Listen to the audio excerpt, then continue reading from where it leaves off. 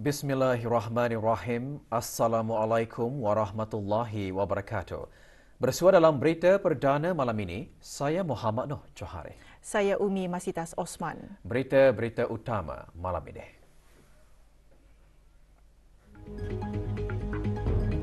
...170 kes baharu jangkitan COVID-19 dicatatkan di negara Brunei Darussalam.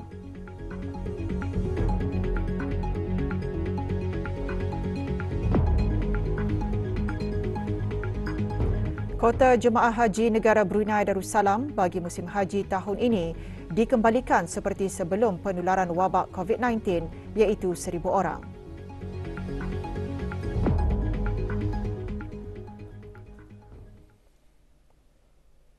Majlis sempena istiadat perkahwinan diraja bagi Paduka Anakda ke bawah Dulia Maha Mulia Paduka Seri Baginda Sultan dan Yang di-Pertuan Negara Brunei Darussalam Yang Teramat Mulia Paduka Seri Pengiran Anak Puteri Azimah Nikmatul Bolkiah dengan Yang Amat Mulia Pengiran Muda Bahar Ibni Duli Yang Teramat Mulia Paduka Seri Pengiran di Gadang Sahibul Mal Pengiran Muda Haji Jeffrey Bolkiah setentunya akan menjadi ristaan sejarah bagi masyarakat Brunei dan negara.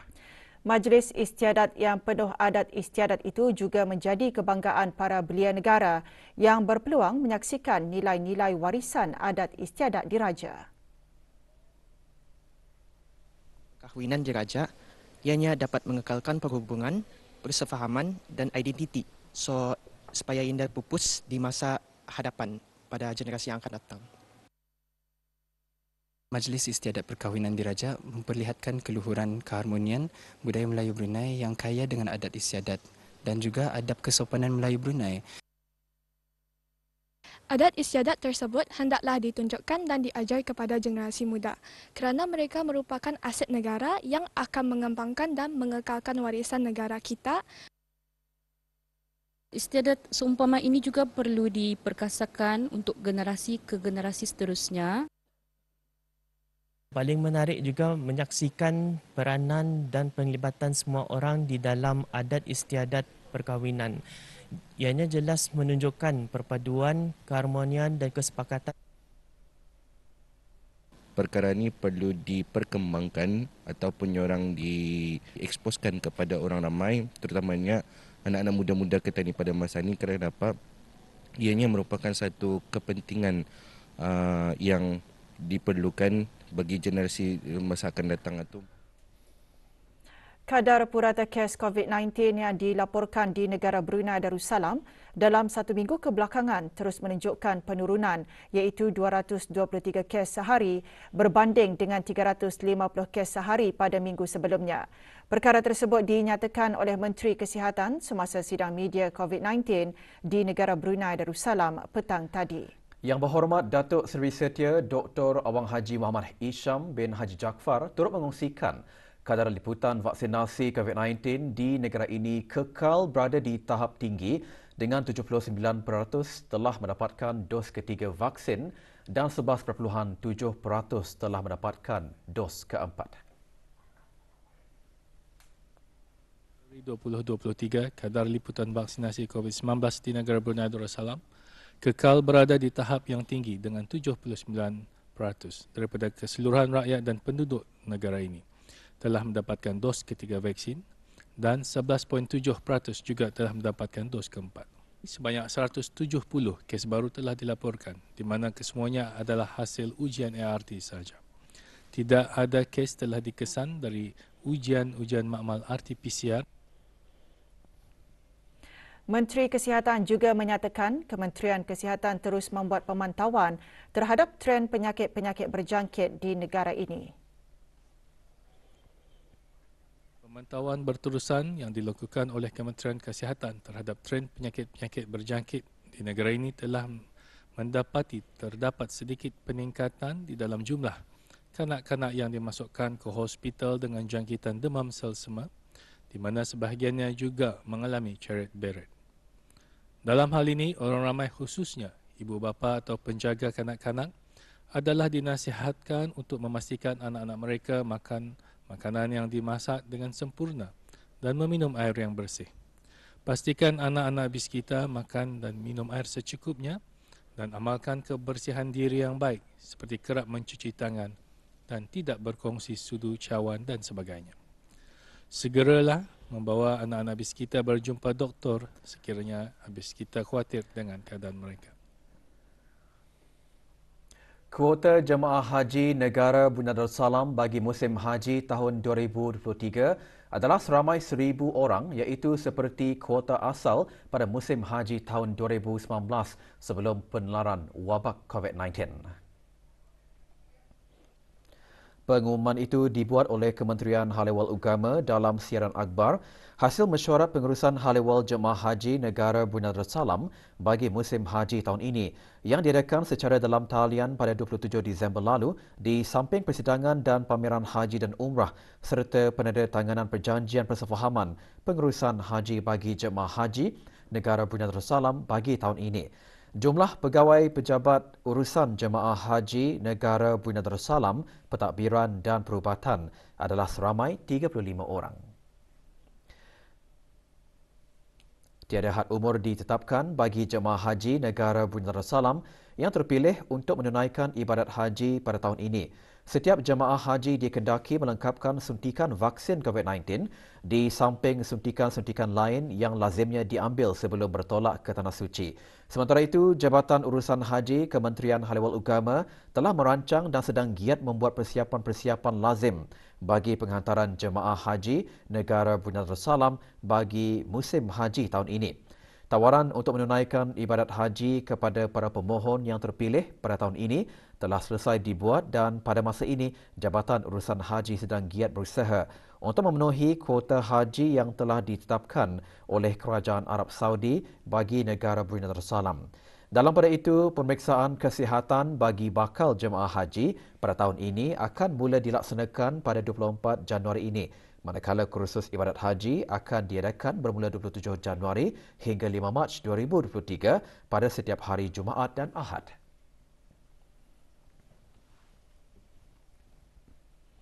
Institut Pendidikan Teknikal Brunei IBTE berhasrat untuk menjadi institusi pengajian dinamik yang mampu berkembang di dalam dan luar negara.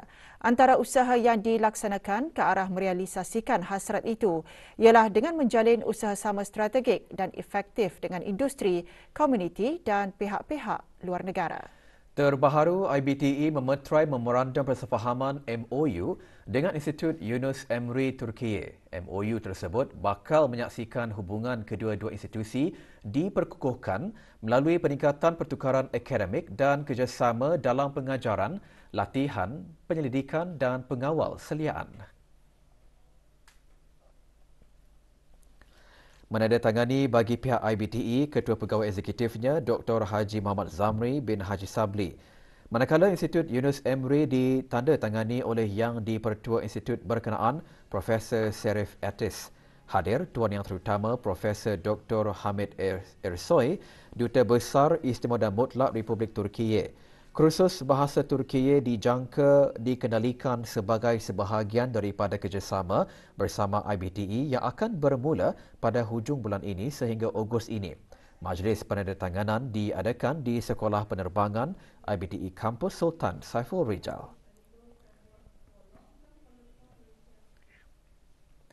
Balai Khazanah Islam Sultan Haji Hassan Al-Bolkiah BKI SHHB hari ini menerima kunjungan daripada Panglima Tentera Nasional Indonesia. Ikuti bahan beritanya selepas ini.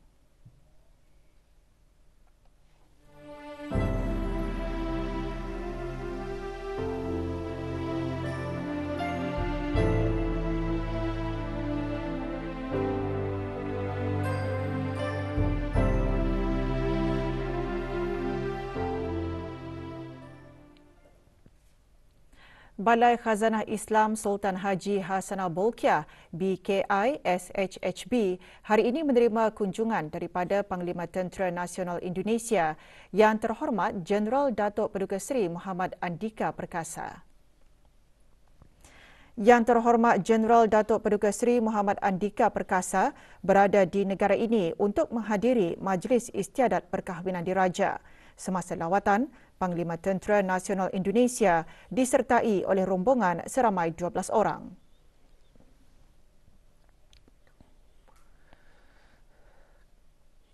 Galeri pameran Balai Khazanah Islam Sultan Haji Hassanal Bolkiah dibukakan bagi kunjungan orang ramai.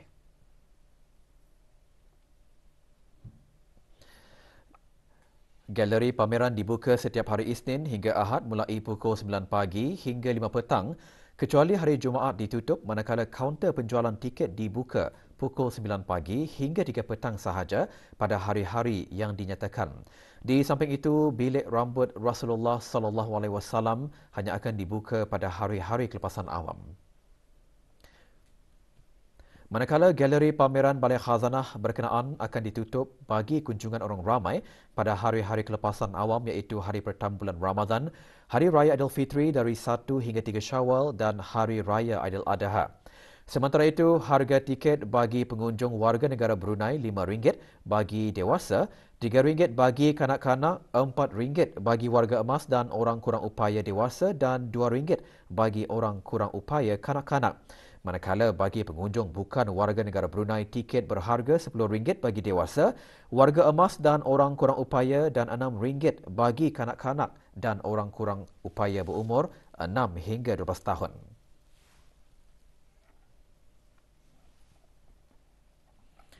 Musabakah menghafaz Al-Quran beserta pemahamannya peringkat saringan kebangsaan tahun 1444 Hijrah berlangsung selama 5 hari bermula hari ini. Musabakah diadakan di Pusat Pengajian dan Penyebaran Al-Quran Mabims, Jalan Ong Sumping. Tahun ini musabakah disertai oleh 256 orang. Dari jumlah tersebut, 12 peserta akan dipilih bagi setiap kategori untuk melayakkan diri ke peringkat separuh akhir kebangsaan. Pertandingan ini merupakan salah satu projek tahunan Kementerian Hal Ehwal Agama melalui Pusat Pengajian dan Penyebaran Al-Quran Mabims bagi menyemarakkan lagi hari-hari kebesaran Islam dan merupakan antara pengisian dalam aturcara majlis sambutan Nuzul Al-Quran peringkat negara yang diadakan pada setiap tahun.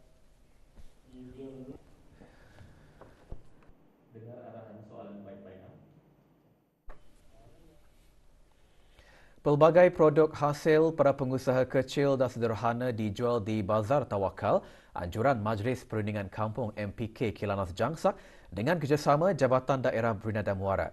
Bazar diadakan sehingga 19 Januari ini di Dewan Muhibah Jabatan Daerah Brunei dan Muara. MPK Kilanas Jangsak mengetengahkan satu kampung satu produk.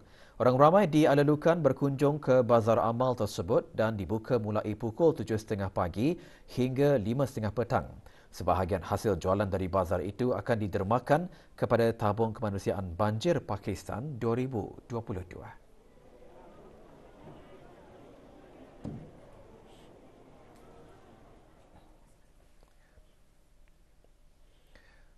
Permohonan bagi skim bantuan pinjaman pendidikan SBPP bagi sesi akademik 2023-2024 kini dibukakan dan akan ditutup hari Khamis 2 Mac 2023.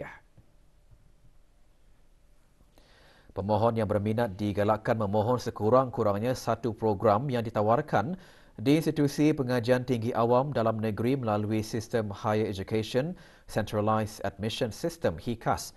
Pemohon juga dimestikan menghadapkan borang permohonan melalui email sbpp@moi.gov.bn di samping menghadapkan dokumen yang berkaitan termasuk borang permohonan SBPP dan HICAS ke Jabatan Pengurusan Biasiswa Kaunter 3 Pusat Perkhidmatan Setempat Blok C, aras bawah Kementerian Pendidikan sebelum atau tidak lewat dari tarikh tutup permohonan SBPP. Permohonan SBPP hanya akan ditawarkan sekali setahun sahaja. Pemohon yang belum memperolehi keputusan rasmi dikendaki untuk menghadapkan keputusan ramalan yang dikeluarkan oleh sekolah institusi masing-masing. Walau bagaimanapun, keputusan permohonan SBPP adalah tertakluk kepada keputusan rasmi yang akan diperolehi nanti. Selepas pengumuman keputusan permohonan SBPP, pemohon yang tidak berjaya tetapi memenuhi syarat kelayakan boleh menghadapkan surat rayuan ke Jabatan Pengurusan Biasiswa untuk dipertimbangkan. Walau bagaimanapun, pemohon diberi masa 3 hari waktu bekerja sahaja untuk menghadapkan surat rayuan tersebut. Borang permohonan beserta terma dan syarat SBPP boleh ditepati melalui laman sesawang Kementerian Pendidikan. Pemohon boleh merujuk kepada dokumen garis panduan bagi prosedur permohonan. Pertanyaan lanjut mengenai hubungi talian, telefon atau email Jabatan Pengurusan Biasiswa Kementerian Pendidikan.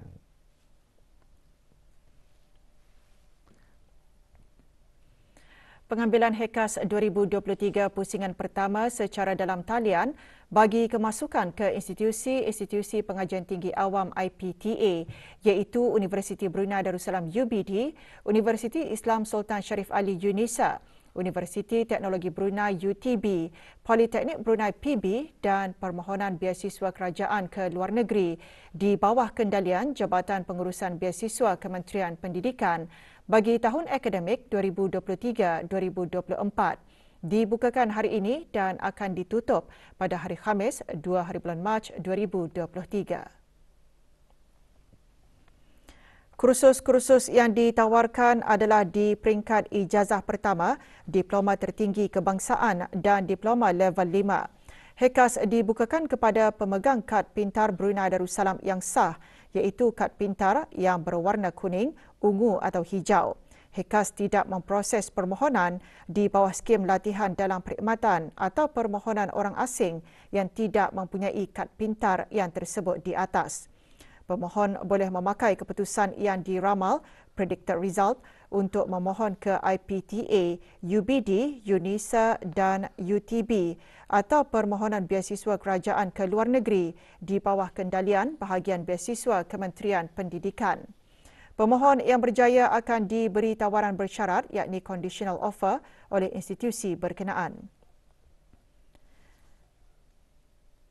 Sebelum tarikh tutup HEKAS, pemohon dikehendaki membuat pembayaran tertunggak melalui BIBD Mobile Application atau secara tunai di kaunter pembayaran di kaunter-kaunter berikut. Kaunter 8, Unit Tunai dan Hasil, Blok C, tingkat bawah Pusat Perkhidmatan Setempat, Kementerian Pendidikan, Pusat Tingkatan 6 Tutong atau Sekolah Menengah Sultan Hassan Temburong. Para pemohon juga dikehendaki memenuhi syarat-syarat yang dinyatakan dalam institution checklist. Bagi keterangan lanjut, layari laman sesawang Kementerian Pendidikan atau laman sesawang HEKAS yang baru di hekas.moi.gov.bn.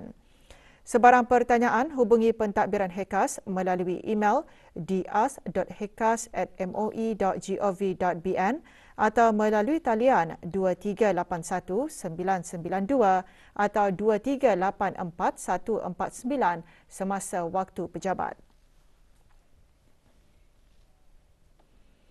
Permohonan skim biasiswa khas Aircraft Maintenance Engineer AME kini dibukakan sehingga 18 Februari 2023. Kementerian Pendidikan melalui Jabatan Pengurusan Biasiswa dalam siaran akhbar memaklumkan terma dan syarat bagi skim biasiswa berkenaan boleh dimuat turun dengan melayari laman sesawang rasmi Kementerian Pendidikan di www.moi.gov.bn. Bagi pertanyaan lanjut, hubungi Jabatan Pengurusan Biasiswa Kementerian Pendidikan melalui talian 23800019 atau email scholarship@moi.gov.bn. Unit Sukatan dan Timbangan SDT Bahagian Industri dan Ekosistem Perniagaan IBE di bawah Kementerian Kewangan dan Ekonomi akan melaksanakan kerja-kerja pemeriksaan dan penelitian bacaan ketepatan ke atas alat sukatan jenis pam minyak di stesen-stesen minyak dengan mengambil kira keselamatan dan kesejahteraan orang ramai serta para tenaga kerja yang terlibat sepanjang kerja-kerja pemeriksaan dan penelitian tersebut, stesen-stesen minyak akan ditutup bermula pukul 9 pagi hingga selesai, yang mana anggaran pelaksanaannya adalah sekitar 2 jam. Bersama dikongsikan jadual penutupan sementara stesen-stesen minyak pada bulan Januari 2023.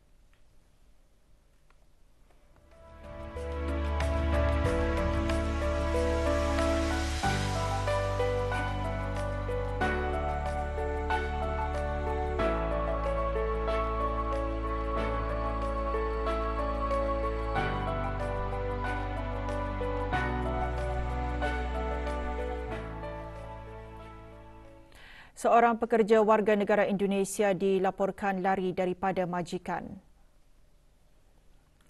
Pasukan polis Diraja Brunei memohon kerjasama orang ramai untuk mengesan Fatimatun Zahrah berumur 25 tahun memegang pasport bilangan E1145726. Sebarang maklumat mengenainya, hubungi Balai Polis Tutong melalui talian 422-1206 atau talian kecemasan polis 993 atau Balai Polis yang berdekatan.